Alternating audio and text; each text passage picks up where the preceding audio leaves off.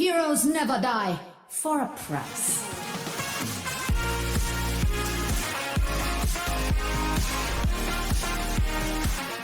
Today we are going to be doing a discussion. Today's discussion is about Overwatch 2, and originally we had recorded a completely different video, a very negative video, but after looking into it a lot more, we've decided to not do a rant video like everyone else, because Overwatch 2 not only sounds like a good deal, it sounds like a better deal than Overwatch 1. So you're the main person who's into Overwatch. You can take over and talk about it. Yes. Okay, so originally I was extremely negative.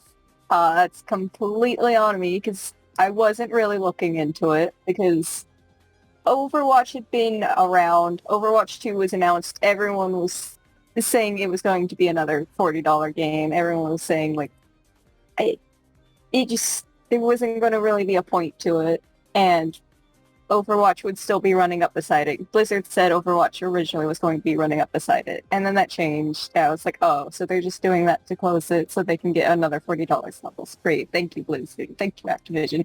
But no, that's not the case at all. Overwatch 2 is going to be a free-to-play game, and if you already have Overwatch 1, it'll basically just be an update. It will be able to update your Overwatch game to Overwatch 2. And the game's completely free to play, and I actually really like this. I think this is fine. So one of the things that makes this better than any other game I've ever seen is that it's actually going to allow you to transfer your cosmetics over. I don't know if it'll still be in the original art style of Overwatch 1 if you can actually use the Overwatch 1 models in Overwatch 2, but you will be able to transfer all the cosmetics you've bought or earned over to the other Overwatch game. Now, there is still a negative part of this. It's going to be a slightly negative part.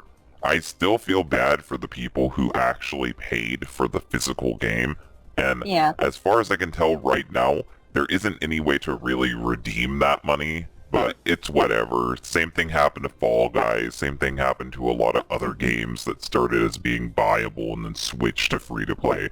Free-to-play is the future. People who invested early will just have to deal with it. Chances are they bought the game like 5 years ago anyway. Yeah, I bought mine back in 2017. It does seem like people who had Overwatch 1 originally will be getting some perks. Like, there's this character, Kiriko, that's going to be free for Overwatch 1 players.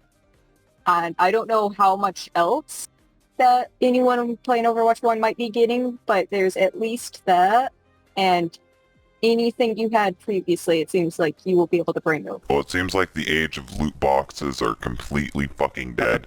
This is the age of the Battle Pass.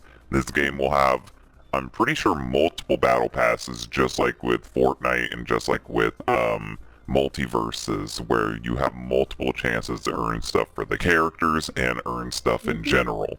So if you don't want to pay for the game, you never have to pay for the game. But if you want to get all the cosmetics and shit, you can instead just subscribe to a battle pass when you see something you like, rather than being forced to gamble on loot crates and shit like in the original Overwatch. So in a way, this is slightly more predatory, but actually less predatory, because it's not just random chance. It's instead, hey, give us money all the time. I never used loot boxes. I never paid for them. You get them randomly throughout the game as you level up and everything. But if you want a specific skin, you have to get it from a loot box, or you have to have the gold to pay for it. And usually, unless you're a really high level, you're not going to have the gold for it. And I've known a lot of people who just drop hundreds trying to gamble, trying to get this one skin they want, because they don't have the in-game currency for it, and there's no way to just get it otherwise. I never really liked that. I never really understood just dropping that much money gambling. I'm not a gambler. So I really like the Battle Pass. I think it's going to be a much better way to do things, although I feel like it's going to make a lot more skins limited time only, because they were already starting to do that in Overwatch before. So I feel like if you don't get certain skins, you're probably just going to miss out. I was going to bring that up, though. I feel like that this game is going to become more like TF2, more like CSGO, more like Valorant, where It's like, if you want a certain skin, you have to drop the money to get it now, because it's going to get vaulted. And when it gets vaulted, it'll be next to impossible to get the fucking skin. There will be limited time only skins, just like with Fortnite. With Fortnite, Fortnite's very predatory with the fact that the skins that appear in the Battle Pass never appear on the shop. So you have to get the Battle Pass to get certain skins. And I hope they don't go that route, but I could see them go that route. And with Valorant, it's like, if you get the Battle Pass, you don't have to fucking cut off your arm and your leg to get gun skins like you normally do in Valorant, because gun skins can go up to $70 fucking dollars. It's ridiculous. So I think they're still gonna have to prove that their Battle Pass system is fair. But right now, all the competition kind of shows that this is the status quo of limited time skins and forcing people to get battle passes to get just one thing that they want. Like with Fortnite this season, if you want Spider-Gwen, you better fucking cough up $10 to get the battle pass and spend your whole 2 weeks grinding to get her, so then you play more and they make more money from you playing. Yep. I really won't be surprised if it's like Fortnite, honestly, just because they were already dipping their toes in the water, like I said before, with having certain skins be available for just like 1 week and they never come back. Well, not 1 week, but like a week or two. And you had to be on to play to unlock them.